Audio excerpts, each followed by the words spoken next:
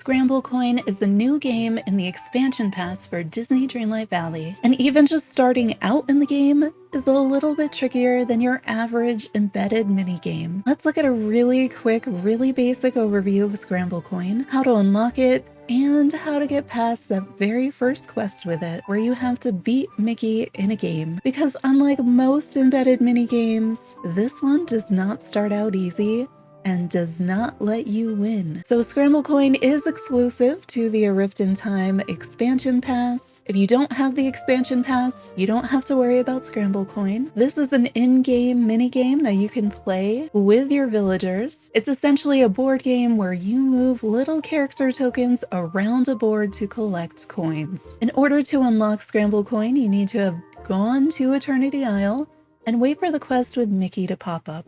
Once it does, talk to him. He'll give you a brief overview of what the game is, but his overview verges on Card Shark. He gives you 5 starting game pieces shaped like Mickey and Friends. You get a quick explanation that each game piece has different properties associated with it, the first one being where that game piece can start on the board. With these initial game pieces, some of them can only start in the corners, some of them can start on any of the borders. And then how the game piece moves. So some of our game pieces can only move 2 squares, some can move 3 squares, some can move in any direction, others can only move orthogonally, so up and down or left and right, or diagonally. And then the pieces can also have special abilities. For instance, Goofy jumps when he moves, so he only moves directly to the target square, regardless of any obstacles in between. Scrooge gives you an extra coin at the end of each of his turns. So already, that is a good bit of information. You will be able to look at the stats for any of your game pieces during the game. And after this brief introduction and giving you the game pieces, Mickey walks away, but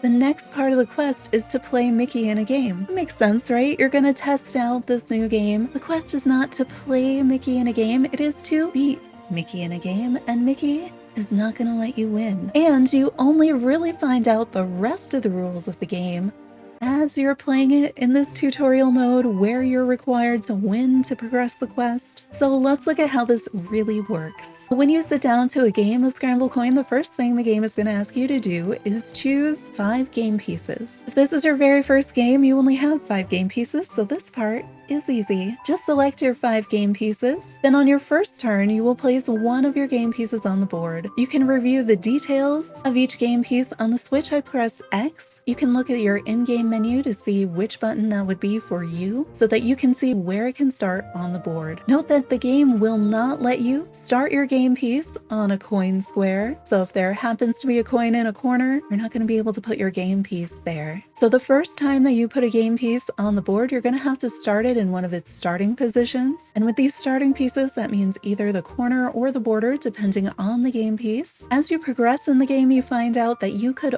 also swap out a game piece. So if you have a game piece that is not on the board yet, but you do have other game pieces on the board, say Mickey is on the board and you really want to use Minnie instead, you could put Minnie in place of Mickey, even if Mickey is not on a border. This can be pretty helpful to strategy later. So in your first turn, you place down your game piece in its starting position, and then you get to also move your game piece. In order to do so, I had to select the game piece. It'll highlight the squares that you could potentially move it to, and then you click on one of those squares. Now, I've had some button input lag with this. The game was pretty laggy, and that made it all the more confusing when I'm learning a new game and I think I'm pressing the buttons correctly. Sometimes you might be and nothing is happening. Sometimes if you wait, it will happen. Sometimes it won't. So that adds to the difficulty, I think, in learning this game when it doesn't function quite right. After you select the square it should move to, your game piece will move to that square. Your opponent will have a chance to do the same thing, and coins will respawn throughout this. Now on your second turn, you can place a second game piece. You can then move that game piece and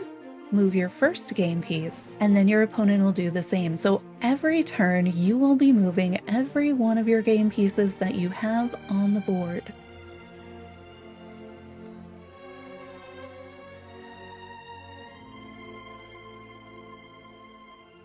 In turn 3, you can place a third game piece on the board and move all 3 of them, and then your opponent will do the same.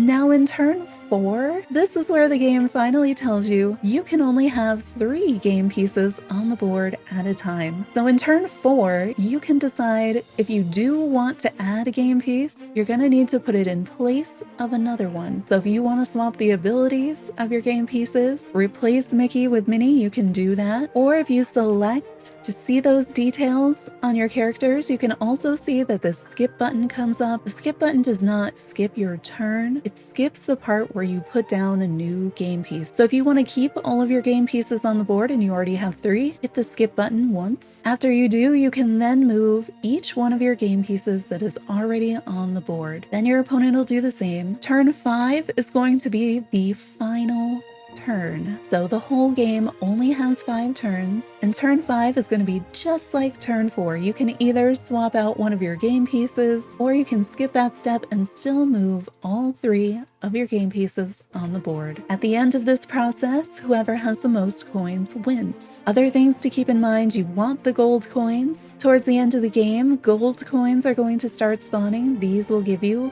more points. So you really want to try to target those gold coins. With the way that the pieces move, all of these starting pieces, with the exception of Goofy, will pick up all of the coins that the piece goes through. So if Mickey is going through 3 spaces in a straight line and 2 of them have coins on it, Mickey's going to pick up both of the coins. In those spaces where coin, coin, no coin, Mickey would land on the no coin space and he would have picked up 2 of the coins in the process. However, because of Goofy's jump ability, Goofy would simply move to that no coin space by jumping and would not pick up any of the coins along the way. That, I think, is one of the trickier parts of the game. Goofy can be really useful to get around objects and hopefully land on those gold coin spaces, but I think most of us expected him to pick up the coins along the way. Each game you play, you'll also earn points that further you along this path where you can unlock additional game pieces. Okay, so that's in general what the game tells you about playing Scramble Coin, but now you have to also beat Mickey, and